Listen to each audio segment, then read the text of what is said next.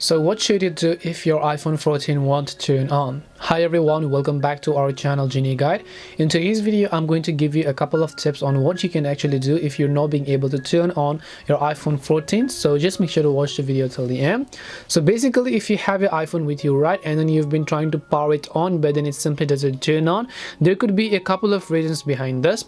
The very first thing that you actually want to do is just make sure that there is enough charge on it. So if you have a USB lightning cable, which your iPhone 14 is going to use, make sure that you have a good cable as well as a good dock or an adapter.